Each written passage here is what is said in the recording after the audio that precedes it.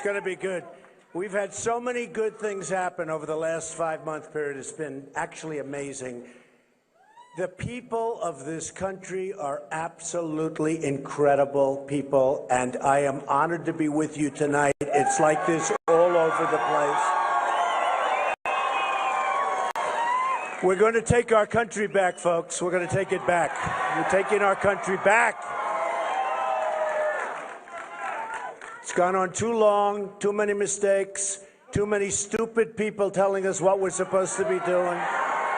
We're going to be taking it back, and we're taking it back soon. We can't put up with it any longer. You see what happens. The Iran deal, incompetent. Anything you look, now I hear Bergdahl, no jail time for Bergdahl. I mean, no jail time. We have a man there who left. He's a traitor. He left. 5 people killed looking for him. And what happens? Like, for years, he's been under the same thing. And I hear there's not going to be jail time. It's incredible. You know, 50 years ago, what would have happened? Boom. 25 years ago, probably the same thing, but it would have taken longer. 10 years ago, jail time. 5 years ago, a couple of years. Now he's going to get nothing. He's going to get nothing. Well, I'll tell you what, I'm just thinking of it now for the first time. If I get in, we will review his case, I promise you. And you know what? Statute of limitations, we'll be reviewing Hillary Clinton's case, too. I can tell you. We're going to be we will review that. You know, before I go too far, I've made some great friends, and you know, I announced and I talked about illegal immigration. There was a huge firestorm. Everyone went crazy. Oh, illegal immigration. It wasn't even something that people were going to talk about. And then all of a sudden they started saying, you know, maybe Trump is right. But I went through 2 weeks. It was unbelievable. And, I mean, it was really incredible. I didn't mind it. You know, it's like called life because I'm telling the truth. I don't mind when you're saying something that's correct.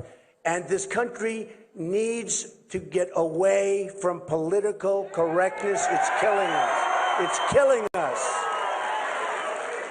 It is absolutely killing us.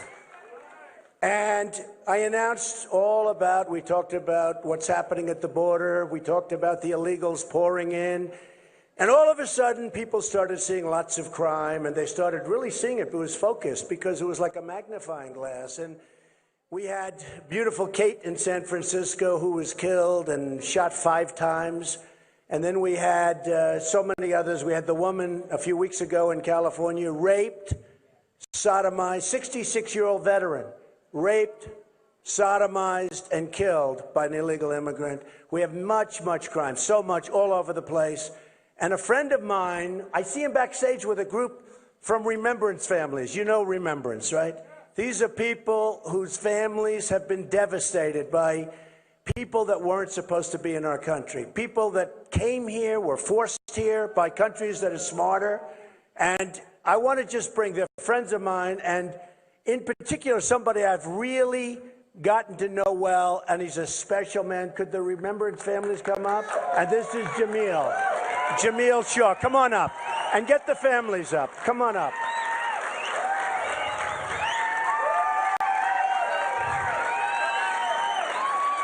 Come on up.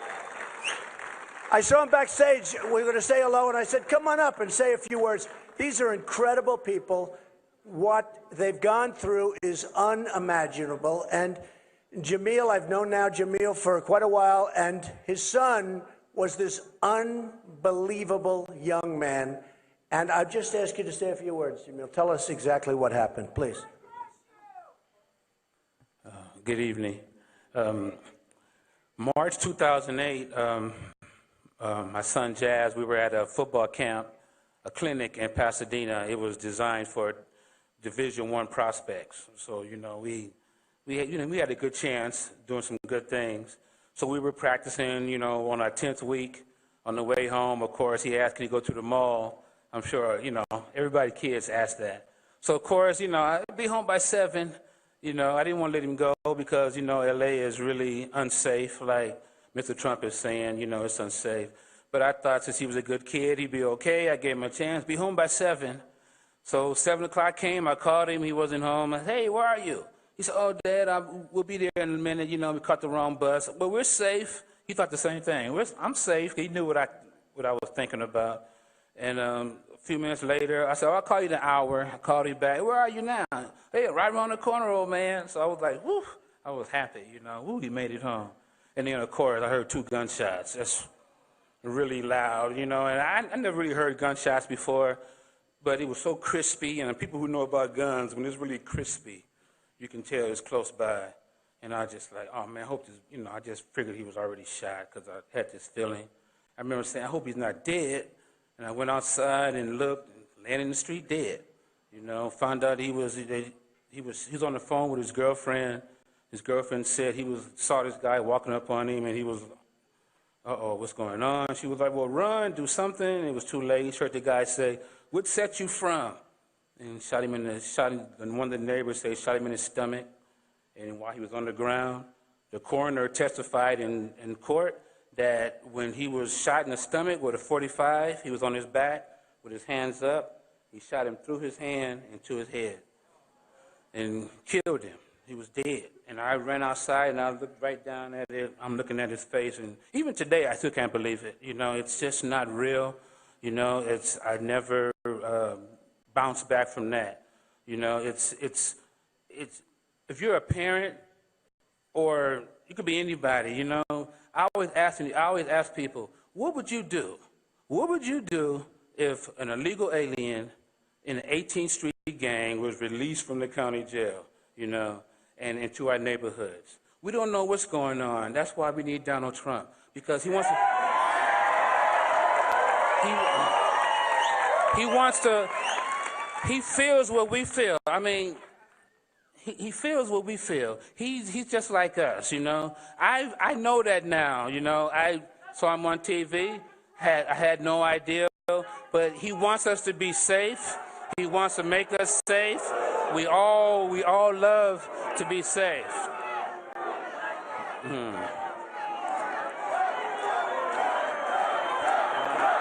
Yeah, Trump. And you have to ask, and you ask these people like that, you ask them, what would you expect of somebody running for president to do if you heard that illegal aliens were murdered Americans? Trump is what we need. He speaks for the dead. He speaks for our families. We love Donald Trump. And if everybody, all we have to do is just go and vote. You know, don't be scared of people like that. You know, don't be intimidated at people like that. Nothing is wrong with us. We don't have to like illegal aliens. We don't have to. We're Americans. We want Americans first. Why can't we be first? We should be first. Donald Trump wants us to be first, and we have to stand with him because he's standing for America, and trust in him like I do.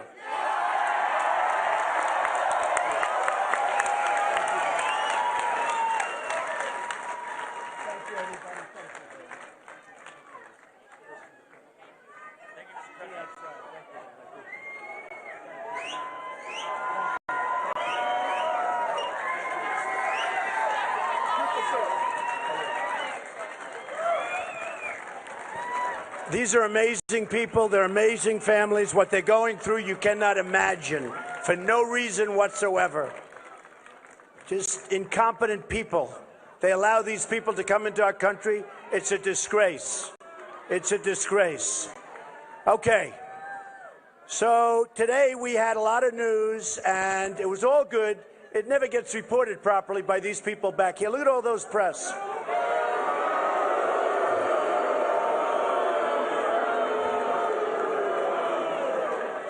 Well, you know, I've learned 2 things more than anything else: how smart the people are and how bad and dishonest the press is, because it is really dishonest. It is really, really dishonest. So we had a lot of polls coming out today, and they were really good. That's right. my man. That's right. So we had a Monmouth poll, very highly respected. Trump, 41.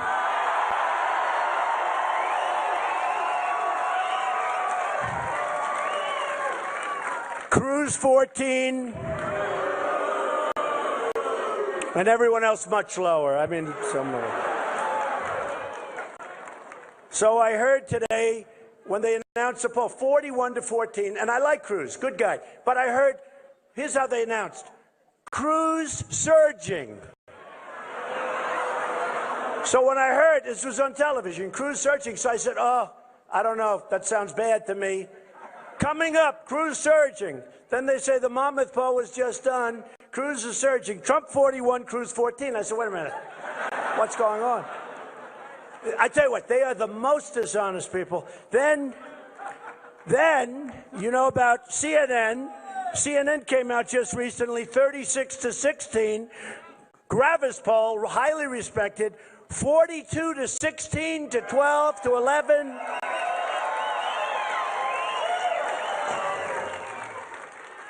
So then today, it was very interesting because I did have one poll in Iowa, which I never expect to get. I can't stand the paper. It's a horrible paper. Des Moines Register, it's terrible. You know, of course I would never say they do this, but they have a very small sample. If they take about 10 votes and put them in their pocket, you understand that.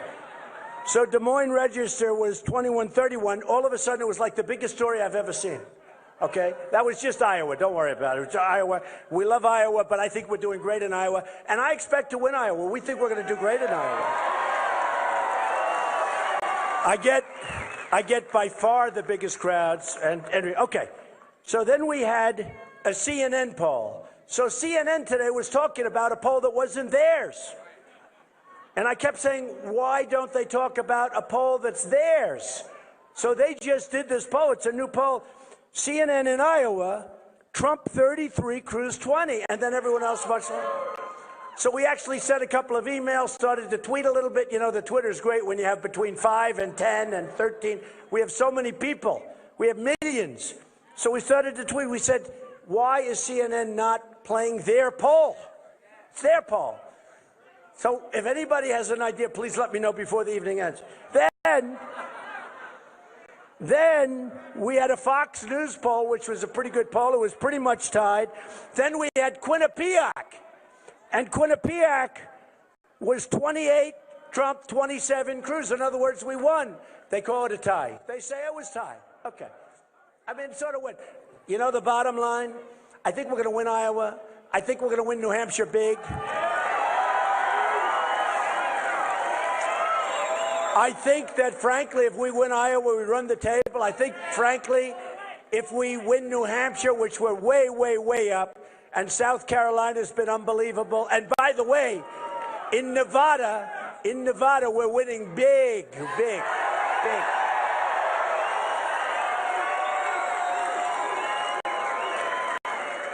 We're winning in Florida. We're winning everywhere. So I just want to let you know, this is not going to be a waste of anybody's time, believe me.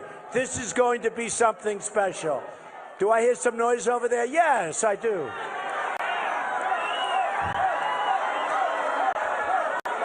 Bye-bye.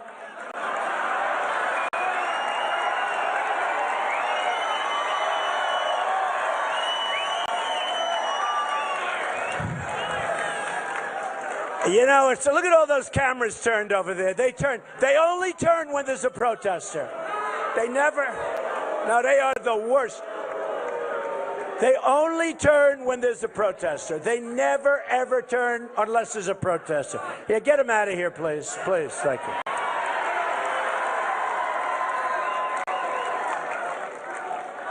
Get them out.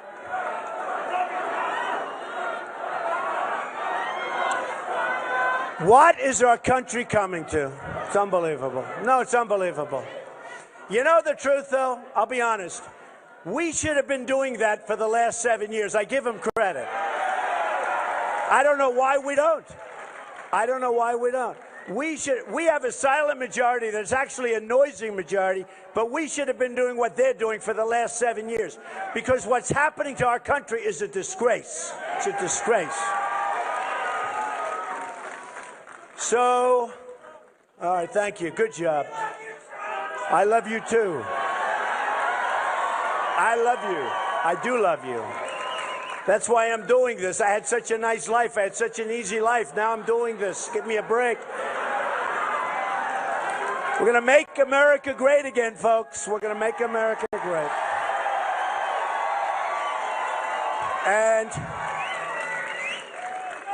with me, there's no super PACs. There's no phony money all over the place. I'm funding my campaign. You got to see this. These people, $125 million super PAC, I guarantee you whoever it is, you know who it is, right? But there are many of them. There are many of them. They have all of this money in super PACs. The super PACs totally control the candidate. They totally control the candidate. If they want something, they get something. And if it's not to your benefit, they couldn't care less. They don't care. Believe me. And that's what's sick about the system. And frankly, 6 months ago, I was on the other side. I was like the fair-haired boy. I gave $350,000 to the Republican Governors Association. I was on the other side. I was like establishment. Can you believe it? Now I'm a politician. I hate the term. I'm a politician. I'll never be a politician. I don't want to be a politician.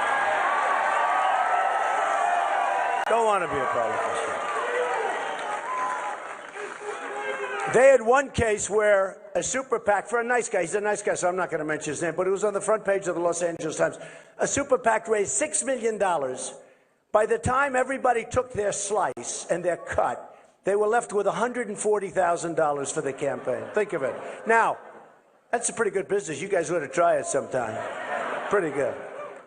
And you wonder, how come they're losing money? How come they're out of money? Why are they complaining? They're going to leave the campaign. Because you have to see the money that's being made. You have to see the money that's being made by people raising money. It's insane. It's better than being a real estate broker. I want to tell you that, folks. You can do this and you can retire after one campaign. It is a disgrace what's happening with money. It's a disgrace what's happening with influence. And we're going to end it, folks. We're going to end it. We're going to end it.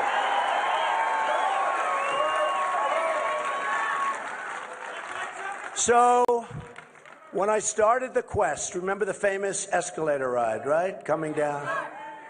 We're waving.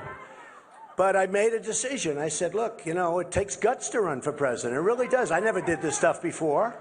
And it takes guts. But I know what can happen. And by the way, not just because I'm doing well, more importantly, because I've gotten to know so many people. We have such incredible people in this country. It's amazing. It's amazing. And I said to my wife, I said, you know, look at that. It was in Trump Tower in New York. You have never seen, look at all the press back there now, but you have never seen so many reporters and cameras, and you couldn't breathe in the building. And I said, you know what? We got to do it. Just too many mistakes. Let's do it. And I took a deep breath at the top of that escalator. In fact, if you see it, they probably have tapes of maybe they don't want to show that. Too nice. They don't want to show. They only want to show bad stuff. But you know what? I took a deep breath. I said, let's go. And we went down, and I talked about illegal immigration. And I brought out a lot of things that would have never been discussed. And we're going to have a border. We're going to build a wall, and Mexico is going to pay for the wall. They're going to pay for the wall.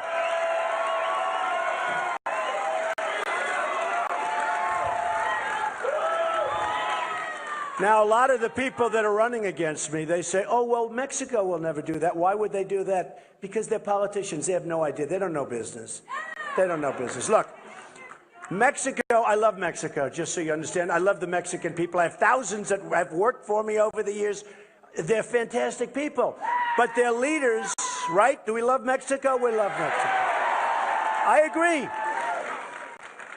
But their leaders are too smart for our leaders. Because our leaders, not so good, folks, okay? They're too smart, they're too sharp, they're too cunning. What's happening at the border is horrible. What's happening with trade? I mean, we have Ford building plants in Mexico. We have Nabisco moving from Chicago, their big factory, into Mexico. They'll make Oreos. Think of it. No more Oreos for us, right? No more. Somebody served me Oreos the other day. First time in my life. I said, I'm not eating Oreos anymore. But they left Chicago.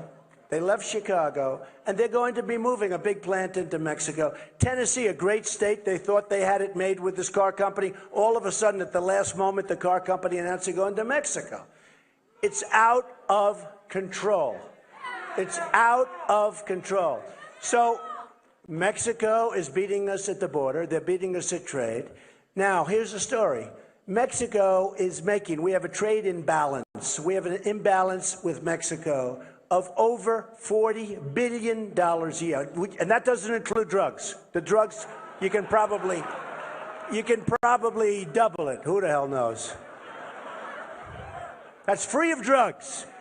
But the drugs pour across. Now, we have no wall. We have, and when we do have a wall, it's a little toy, like built by Barron Trump, okay? It's a little toy. Did you ever see the picture, pretty famous picture, where they have a wall and they built a ramp on each side of the wall and they drive trucks over loaded up with drugs. They drive it right over the ramp. That's not a Trump wall, folks. This is a big building. See that ceiling? That ceiling is much lower than my wall. Believe me, this is... We have a real wall. We have a real wall. And I know how to build it. And I know how to get them to pay for it. It's very simple. Folks, you're killing us. You're making too much money. Now, the wall's going to cost $9 billion, okay? A lot of money. The Great Wall of China is 13,000 miles long. That was built 2,000 years ago, right? We say we can't build a wall. You know, a lot of the people that are opposed to the wall now wanted to build it 14, 15 years ago. And you know, one of the reasons they couldn't build it is they couldn't get an approved environmental income. Can you imagine this? They couldn't get environmental impact statements approved. They couldn't get them. There was a snake in the way. There was a turtle in the way. There was a toad in the way. There was a snail in the way. No, they couldn't get it. Just like when I said, knock out the oil, right? Knock out. I've been saying that. Knock out the oil. One of the reasons they didn't want to knock out the oil, take it away from ISIS, take away their money, a big part of it, although they get a lot of money from a lot of other things like banking. We'll talk about that. But one of the reasons they didn't want to knock out the oil, they didn't want to hurt the environment. This is serious. They didn't want the fumes going into the atmosphere. And then we're supposed to win. What do you think General Patton would say? I mean, he was a brutal guy that liked one word. It was called winning. So what do you think General George Patton would have said if the president said, listen, don't hurt anybody, let's nice and easy. We don't want to put any pollutant in the air. Don't forget, he'd say, you're fired.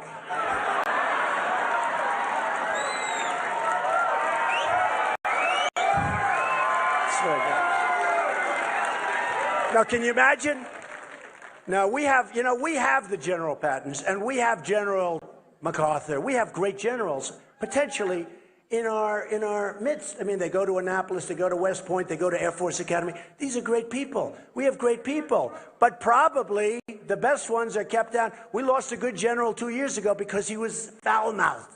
He spoke with bad language. He was great. The men, you know who I'm talking. We know. He was a good general. Everybody loved him. His men loved him. Everybody loved him. And look what happened to him. Then we lost another one, Petraeus. He got because of emails and because of giving stuff. And yet Hillary did 20 times more, and she's just fine, right? She's just fine. So we're going to find the right people. And I will tell you this. For 5 months, I did nothing but speak about how China is ripping us off, about how Japan is ripping us off with the cars, thousands and thousands of cars pouring in. I was in Los Angeles. I mean, these boats are massive. The ships, they're massive. Cars pouring in. Looks like the Long Island Expressway. The cars just coming off the... We give them practically nothing. I mean, you look at the imbalance, happens to be about $70 billion, okay, a year, and you say, What's happening? We have all the power. We have all the strength. Mexico, I told you, it's both. I mean, Mexico's going to become the car capital of the world soon, the way they're going. They're taking our business. They're doing everything. And in addition, they kill us at the border. That's going to end. It's all going to end. It's all going to end. Believe me. And I'll tell you something. It's going to end, and they're going to like us better than they like us now. They don't have any respect for us. China, it's going to end. And yet China, look what they're doing. South China Sea, they're building this incredible fortress in the middle of the China. I mean, can you believe it? We could never do that because it wouldn't pass environmental standards. Can you believe this? We are so lost. We are so lost as a country. Today I read, I mean, maybe it's not true, but I think it's a legitimate publication. I mean, these guys, I don't consider too many of them very good, but it was amazing. Look at that cameras. Those cameras never move. They won't show this crowd of people. But no, it's true. It's true. They never move. Don't worry, they won't move. But did you see when you had that protester over there? Boom, those cameras, they were bent like a pretzel looking, trying to find them. They are the worst. They are the worst. So, thank you. That's very nice. But you're the best also. You know what? We're all the best. Together, we're going to be the best. We're going to be the best. Look. We're going to make our military so strong, so powerful, so incredible, we are never going to have to use it. It's going to be brought back up to date. It's in such bad shape. A general left 2 months ago, a very nice guy, Ordiano. He said we're the most unprepared. I actually think he said from the beginning, but let's not, because there's so many cameras on there. He said for many, many decades, we're the most unprepared that he's ever seen us or heard about it. Can you imagine? And this is a time when we have to be the most prepared. So we're going to, number one, we're going to make our military so strong, so powerful, so great. We're going to take care of our veterans. Our veterans are being decimated. Decimated.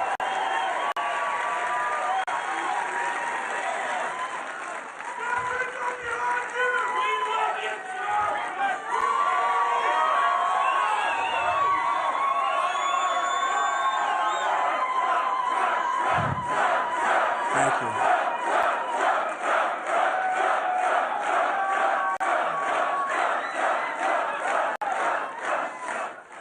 You know, somebody wrote recently, they said, Trump's a really good speaker, but the one problem he has, he speaks right through the applause. And you know why I do that? Because I'm so excited. I mean, I love what we're going to do together. I can't wait. It's true.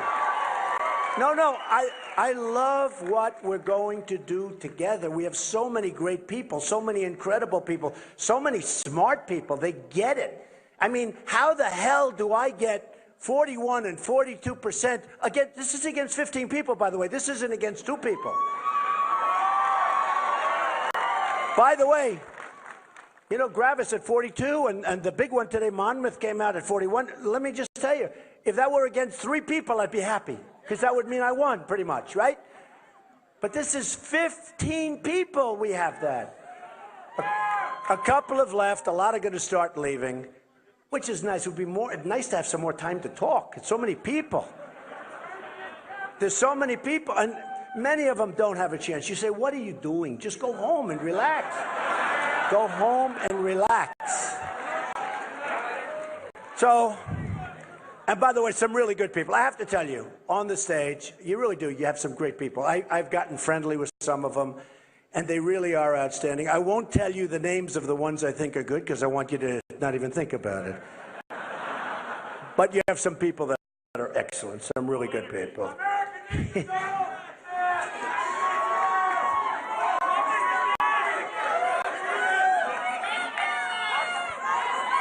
This guy, that's funny. This guy screams out, low energy, Mr. Trump. They're low energy. No. Well, a couple of them are low energy. By the way, Hillary's low energy, okay? She's low energy, in all fairness. I've said about Hillary, she doesn't have the strength and she doesn't have the stamina to be president. She doesn't. She doesn't.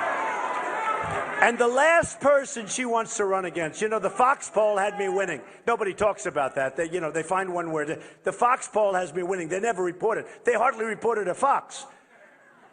But the Fox poll has me beating Hillary pretty easily. But, you know, it's interesting. You ever notice? She'll go out. Everything is so scripted, even her words. Donald Trump has a harsh tone. And I'm saying to myself, then you turn on the news, you see they're cutting people's heads off in Syria because they're Christians. They're and other reasons, and frankly, any other thing they want. They're drowning people in steel cages. And she's saying Donald Trump has a harsh tone. Well, I don't like his temperament. Oh, that's fine. Look, we've got to get smart. We're not going to have a country left. But did you ever notice with Hillary? It's sort of an amazing thing. She puts on a pantsuit in the morning. She gets up. No, nothing wrong with that. Nothing wrong. There's nothing. You like my hair? I like that guy. He said, "I love your hair, Trump." It's mine. It's the nicest thing he could have told me. It's actually mine, sort of interest. It's mine.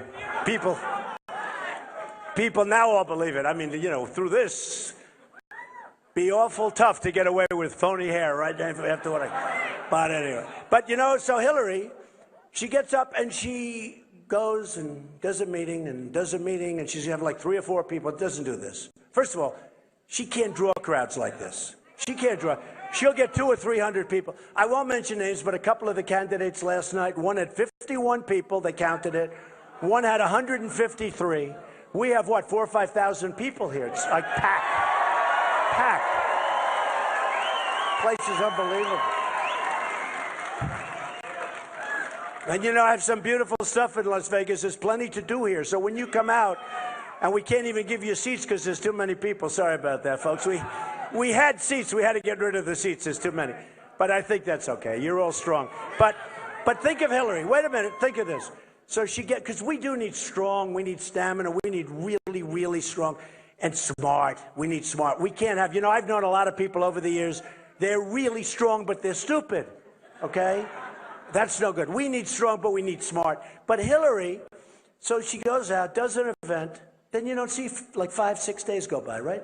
Then she does another scripted event, and she'll take questions from like 3 people. We would like to ask you, how do you like, don't you like your family? Yes, I do. I love my family very much. You know, every question is scripted, where she sits around a little table, and they vet all the people that go in with her. It's ridiculous, okay? It's ridiculous. And then she'll get up and she'll read a teleprompter, always a teleprompter. She'll read a teleprompter, and she'll go, "Ladies and gentlemen, thank you. I'd like to do it. It would be so much easier for me." I mean, can you imagine how easy that would be? I have 2 pieces of glass. I read for a half hour. Instead, I speak for an hour and a half with no notes, no nothing. The good thing about doing it this way, first of all, you need a great memory, which, you know, I do have. But the good thing about doing it, we can talk about current events. We can talk about, for instance, we can talk about stuff that happened 14 minutes ago. If you have a speechwriter, they want to, you know, first of all, they charge these people a fortune. They write Jeb Bush's speeches. They write all the speeches. Very inspiring speechwriters. No, they write them. Boy, that was a killer, wasn't it, that expression? But think of it. If something happens, they're like, they can't talk about it because they have to get their speechwriter to write it, put it in the teleprompter, or put it in a speech in front of them so they can read it. So today, I just read a story, the migration. We don't want to have anybody come. We got enough problems in this country, right? We got enough. And I've been saying we don't want, you know what? I have a big heart. I want to take care. I want to help. But we got to get the Gulf states. They have so much money. You know, Saudi Arabia was making, think of it, $1 billion a day. These are $1 billion a day. Now, the oil prices are down, so let's cut it in half, okay? But so much money. The Gulf states make so much money. We need to do a safe zone in Syria. And how Merkel could have done what she's done to Germany which is incredible. You look at what's going on in Germany, it's a mess with the crimes and the problem and everything else. We should have had a safe zone in Syria. Let thousands and thousands and thousands, and you do the tents and you do the food and you let them, and basically they'd rather stay there, in my opinion, and go back when this whole mess straightens out. Let them go back where they want to be. It's their country. But I've been saying, I've been talking about the Trojan horse. And I've been saying, well, I watch these lines, these massive lines of people, and there's so many young, strong men. You ever notice? I said, where are the women? Where are the children? You see them, they're all men. It looks like an army. And first thing he says, why aren't they back there fighting for their country? No, it's true. But then you say, where are all the women? Where are all the children? Now, I have to be honest with you. I'm trying to keep an open mind, but I'm looking at these lines, and there's a lot of people that look very young, very strong, and they happen to be all male. And then today, a report came out. Did anybody see the cell phone report? Where they have cell phone with the ISIS flags on them, thousands of them. Let me change that, hundreds, because they'll say, oh, when I said thousands of people are dancing on the street, and then I found reports all over the place, they said, oh, well, but he did say that. Who knows how many? A lot of people. But they found a lot, believe me. And did I win my point on that one, by the way? Okay? Believe me, I won my point on that. So many stories, and then all of a sudden, well, but they weren't there, they weren't here, they were all over. Let me tell you, people, they were dancing in the streets, and that's disgusting. And on rooftops, and elsewhere all over the world, they were dancing. So now the migration comes, right? Now the migration comes, and they find cell phones on many, many, many people. They find cell phones, and on the cell phone,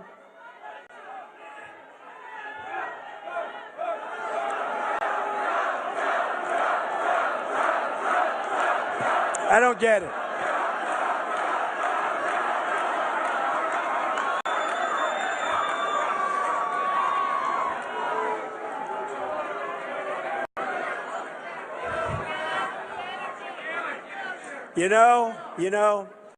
Actually, I just want to say, I staged that. I actually put that person, because that was the only way I was going to get the cameras turned to see how many people are there.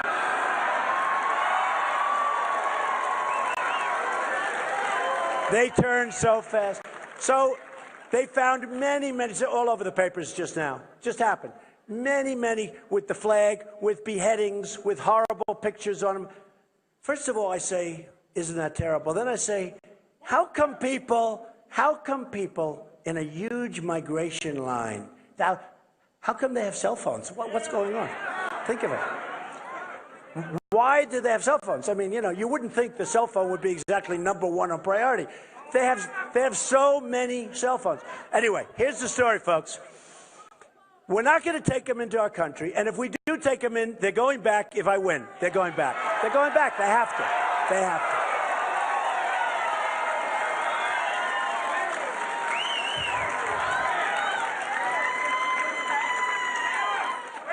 We are a country that soon will owe $21 trillion. It's $19 trillion right now. We just signed a totally ridiculous budget that was done in like 24 hours. It's unbelievable. And you know what? The Democrats, we get that. Okay, we understand it. We know where they're coming from. The Republicans have let us down, and you can say what you want. When they sign budgets like that, they were supposed to start right after the last budget and knock the hell out of everything and balance, but nobody does it. And I tell the story. They get in, they fight. We're going to end Obamacare, they say. We're going to do all these different things. We're going to balance the budget. And then they get down to Washington, right? They get down to Washington, and they say, darling, and in some cases it's a woman saying darling the other way, right? But they say, darling, look at the ceilings. Look how beautiful the columns are. Look at the angels at the top. Isn't this incredible? We never want to leave. And then they say, how do you vote? I vote any way you tell me to vote. They totally changed their tune. They totally changed their tune. And I promise you this, I swear to you this, President Trump will never change his tune. Nobody has been. We'll never change our tune.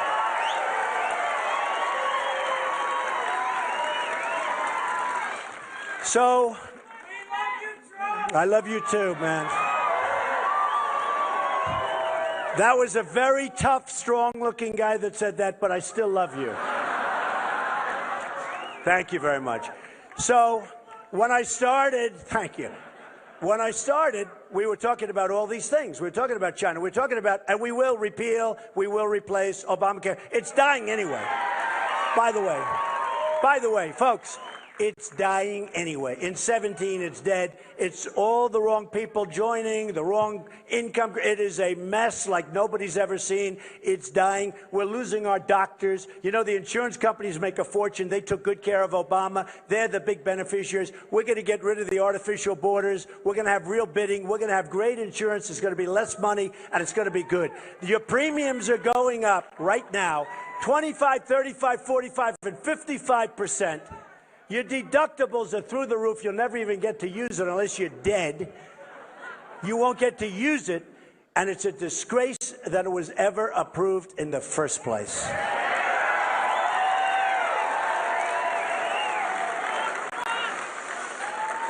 So, when I began, I talked about the veterans. I talked about we're going to build a military. I talked about all these things, and I talked about the border big.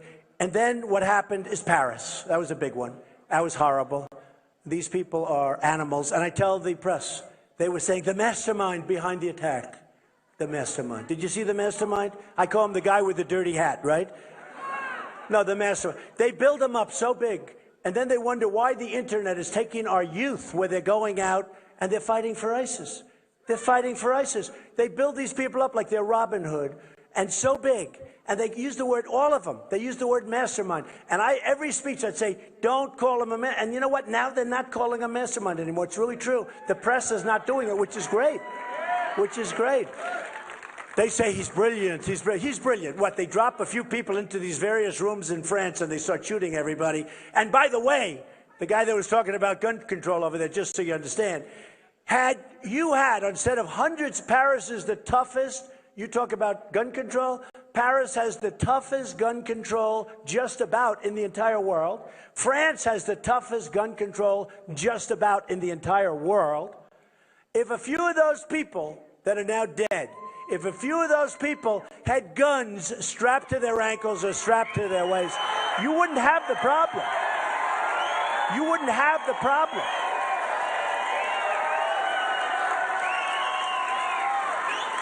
Right? No, you wouldn't have the problem. I mean, you would have had, if I were there, I'm licensed to carry. I will tell you this. If I were there, if somebody were there if we had some firepower in the opposite direction, those people would have been gone. But they talked about this guy, and he was a slob. And by the way, let me tell you, the guy is a stupid person. He was a man with a very low IQ, I can guarantee that. And that's what they should say. They should say the fact. What did he do? He put a couple of people in there starting to shoot everybody, a couple of places. So they lost 130 people. Many more are going to die based on the fact that I hear they're so badly wounded, so badly hurt. And so that was a big thing. And then you had in California where you had these two people. She should have never been allowed to come into the country.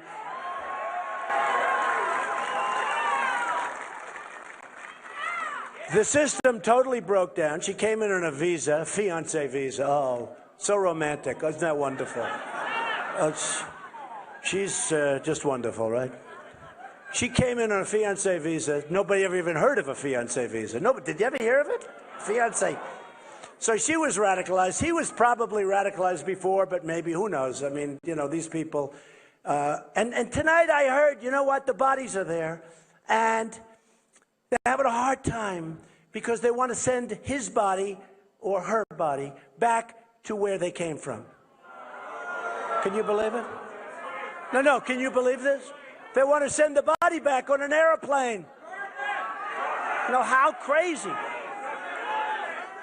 And it's a very expensive thing, but they want to send the body back. I won't say where she came from, but believe me, she came from an area you're not going to be totally surprised. Let me tell you, they want to send her body back. Why? Why are we doing this? Who even thinks of this? Who would even think of it? So the two bodies are sitting there because they want to get her body back. That was reported a little while ago, okay? Unbelievable. How stupid are we? How crazy are we? These people that we have as leaders don't know what they're doing. So then we have California, where these two terrible people walk in and, supposedly they were friends with a lot of the people they killed, right? They were friends. They worked together. They walk in and they start shooting. And they killed 14, and others are going to die probably because they're in very bad shape. But they killed a lot of people, and they should have never, ever, ever been in the country. And, folks, we have to get smart. We have to get sharp.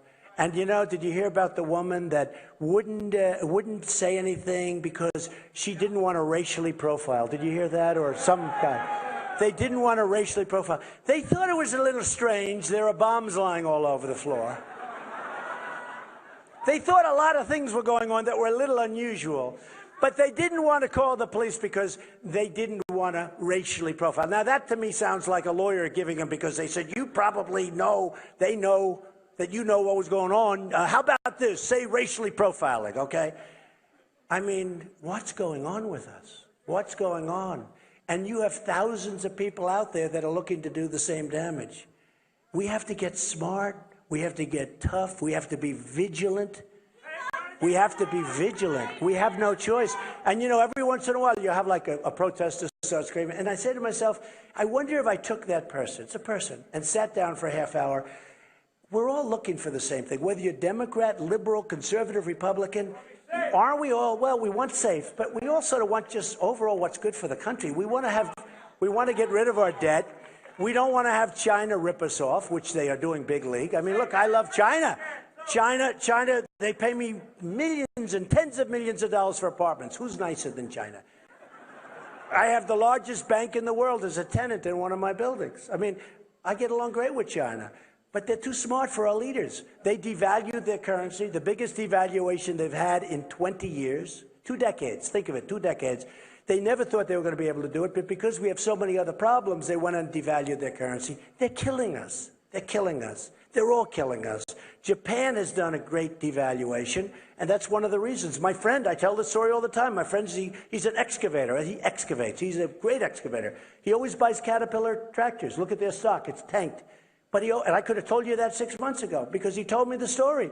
He went and bought Komatsu, made in Japan, because they so cut their currency, they so devalued their currency, that he went and bought Komatsu tractors. And I see him, and I could see he was unhappy. First time in his life that he bought outside of Caterpillar. But he said, look, I owe it to my company, I owe it to my wife and family, I owe it to myself. He said, you couldn't compete with the deal. I said, which is better? He said, they're both good. Caterpillar's better, but they're both good equipment. But he said, I owed it to my family, I owe it to my company. He's right. I said, you're right, you have to do what you have to do. But he was sad. But you look at what's happening, and it's happening all over. Now we have a case. I don't know if you know what corporate inversion is. Carl Icahn is supporting me. He's a great businessman. He's going crazy about corporate inversion, where companies that used to leave for Florida from New York, or they used to move to Nevada from someplace because taxes were better or something was better, but they'd move. Okay, that's fine. At least they're moving in the country. Now they're moving from New York and here and all these places outside of the United States. And we have 2.5, well, think of it. Yeah, but look, they have $2.5 trillion at a minimum that they can't get their money back. Every single politician I know on both sides want to let them bring their money back. They can't make a deal. You know why? Because it's gridlock in Washington. Here's a case where everybody agrees it's a good thing for all that money to come pouring back into the country. So these companies are leaving to get their money, and they're leaving for other reasons too, including taxes. Under my plan, by the way, we take care of the middle class big league. We cut it way down. We simplify, we cut. And I'll tell you what, we're going to take care of the companies and the corporations and the small businesses. We're in there. Right now, we're the highest taxed nation in the world. Okay, highest tax. As soon as my plan goes into effect, we're at the lower end of it. We're not quite the lowest, but we're very close to it. And the plan has gotten great credit. It's simplification, it's major reduction for middle class, and major reduction for businesses, all businesses, but including small businesses, because our company was built with small businesses.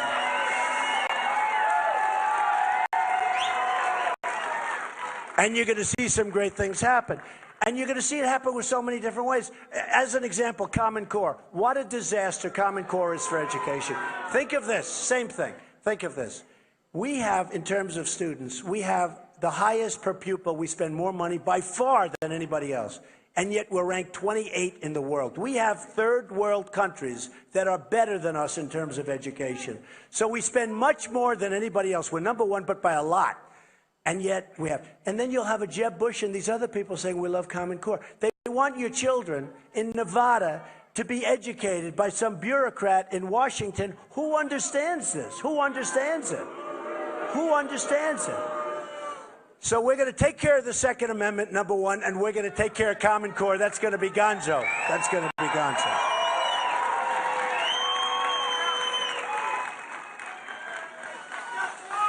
So we have a situation in this country where, yes, oh, they're friendly people. I don't mind. They don't make the same impact as the unfriendly ones. I love you too. Thank you, darling. So I was talking about all of these things for 5 months. And then after Paris and after California, I now talk about Muslim extremists, radical extremists. Something's happening, but you have the radical Islamic extremists. They're pouring in, they're coming in. We have a lot of them here. We have to be careful. And by the way, I have so many great relationships with Muslim people. They know there's a problem. They want the problem solved. It's hurting them. It's hurting them more than it's hurting anybody. They want it. But you have a president that won't even issue a term. He won't talk about, when you say radical Islamist terrorist, he won't even say it. He won't even use the term. And nobody really understands why. And Hillary Clinton won't use it. If you have Hillary Clinton, you got 4 more years of this stuff. You're never going to solve the problem. You're never going to solve the problem. And we will get it solved. And we'll work with everybody and we'll get it solved because people want it solved that you wouldn't believe. Everybody wants it to be solved, except for the bad ones. And the bad ones, we're going to get them. We're going to get them. We're going to take care of it. We're going to get them.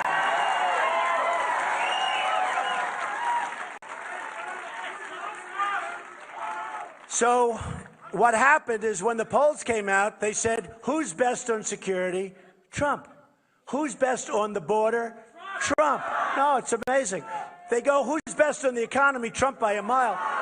But because I've been so strong on the border, and because I'm saying people are not coming in, unless they come in legally. We want them to come in, but they have to come in legally.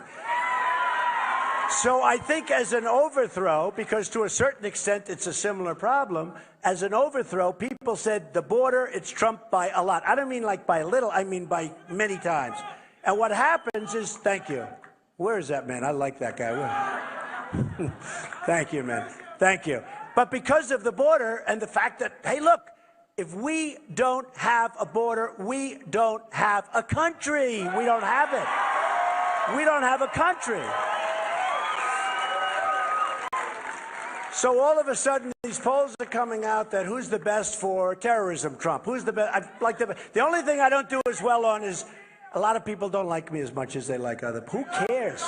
You know what? I think I'm a nice person. Honestly, I think I'm a nice person. I think if they got to know me, they'd like me. But it...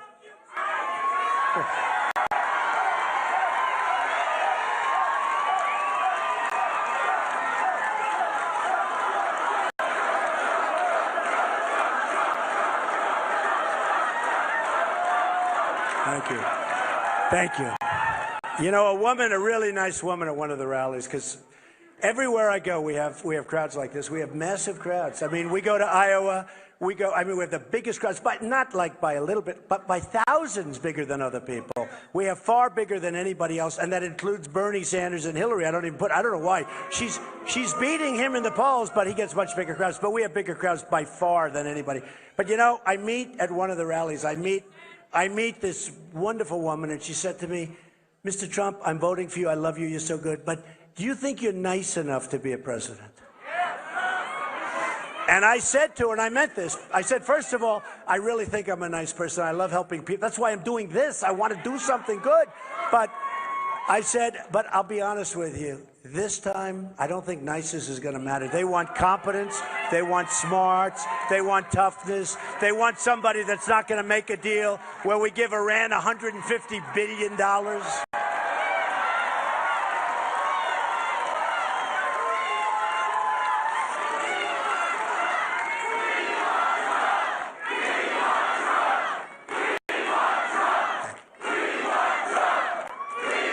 Thank you.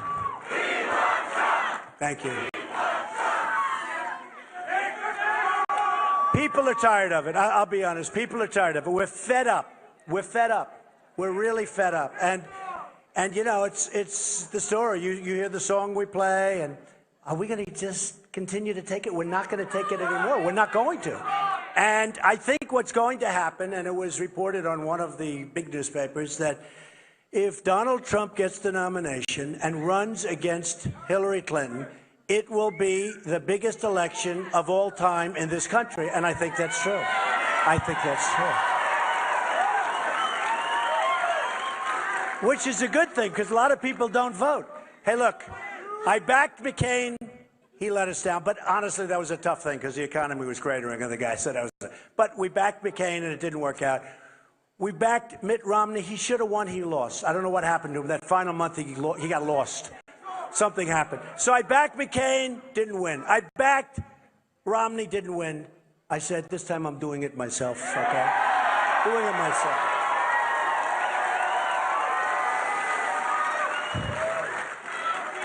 But it was reported, it will be the biggest, it'll be huge. It'll be, this guy, he goes, it'll be huge. It's true. But it will be huge. But it will be the largest, in terms of voter turnout, will be the largest election that we've ever had in the country. I believe that. And they said in this article, which was about a week ago, they said that Trump will get most of that additional vote. The people that are coming out, many of them haven't voted before. Some of them aren't in parties. Some of them didn't care to vote. But we have brought out a spirit that's unbelievable. That's why somebody else last night will have a crowd of 150, and we have all these thousands of people. I mean, a lot of people are going to go. And a lot of people, frankly, had a lot of the people that should have voted last time, voted for Mitt Romney. He would have won the election. They stayed home. For some reason, he didn't inspire them, and that's okay. I mean, it just didn't work out. He tried. It didn't work out. But they weren't inspired to go out and vote. We got to go out and vote. And by the way, when you have your primary, please do me a favor. It's going to be like in 7 weeks, 8 weeks. Go out and vote, please, okay? Go out and vote. You know, when we did the debates, right, the debates, so we had the first debate on Fox. And, you know, normally not a lot of people watch it. In fact, a lot of times, historically, television networks don't even want to put them on. They're forced to put them on for licensing reasons. Put them on. Nobody watches. People don't like watch. 24 million people, the largest in cable history. Then they do CNN a little while later. Now, think of this. In the history of CNN, there are 23 million people. In the history of CNN, it's the largest audience they've ever had. Think of that. Honestly, I mean, we have to be honest. We don't have to be politically correct, right? Right? Is it okay? It's not going to be bragging. Every Hollywood magazine reported it this way, so it has to be true. But we're not going to be politically. It was totally because of me. It's true. It's true. It's true. And the other candidates should be thankful, because I'm giving them a chance to make total fools of themselves in front of millions of people. But no, honestly, I'm doing a good job for the Republican Party. People are able to get their votes out. And people may like this one or that one or that one, and that's okay with me. But so they had 24 million, 23 million. I'll be honest, I think tomorrow night, I think it's going to be big.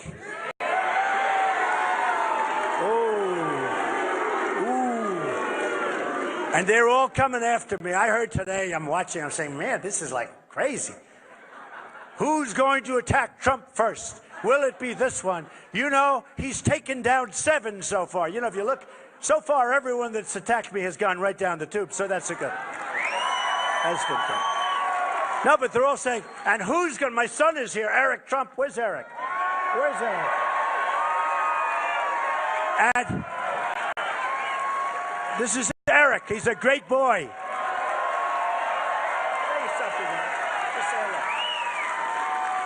I am so proud of this man. Look at this crowd. And you know what? We've had a lot of rallies. We've had a lot of amazing rallies. And I looked at him in the eyes a couple weeks ago and I go, you know what? You're going to win this thing. And he is going to win.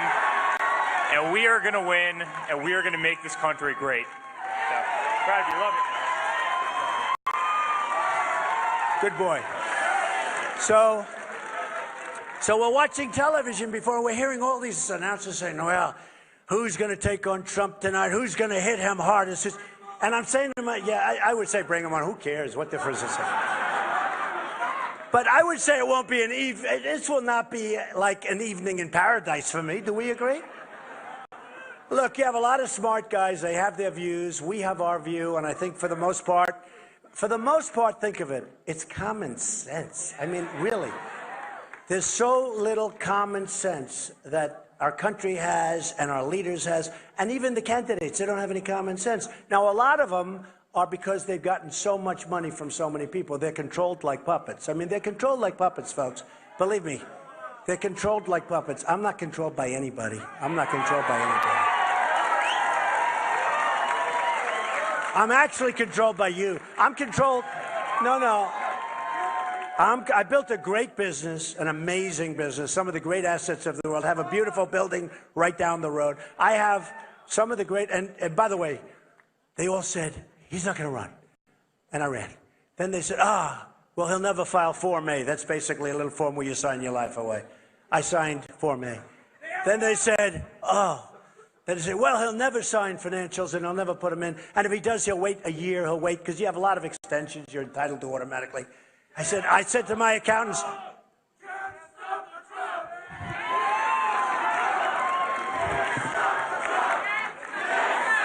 thank you.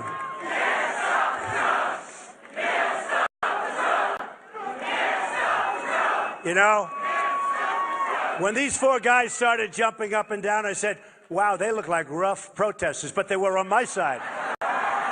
I want those guys on my side. So anyway, thanks, fellas. So what happens is I filed, and the press, it was like, and then I filed. I didn't ask for extensions. By the way, some of these people, I had almost 100 pages of filings. And some of the people, the politicians, had 1 page, and they were asking for extensions. Can you believe it? But I wanted to get it in, so I got it in early. And then they went and they checked. They said, wow, because they figured I'd never run because maybe I'm not as rich as people said. Well, it turned out much richer, much stronger, very little debt, tremendous cash flow. And here's the thing. I'm not saying that in a braggadocious way. I'm saying because that's the kind of thinking we now need in the White House. That's what we need. We're going down the tubes. So I ran. I'm really happy I ran. I think that amazing things are going to happen. You know, we have a lot of expressions in this country. We talk about the American dream, and I say, and it's sad, the American dream is dead, but we're going to make it bigger and better and stronger than ever before. Bigger and better and stronger. Remember, bigger and better and stronger. And we are going to make America great again, and I love you all. I love you all. Thank you. I love you all. We're going to do it. We're going to do it. We're going to do it. Thank you. Thank you, everybody. Thank you.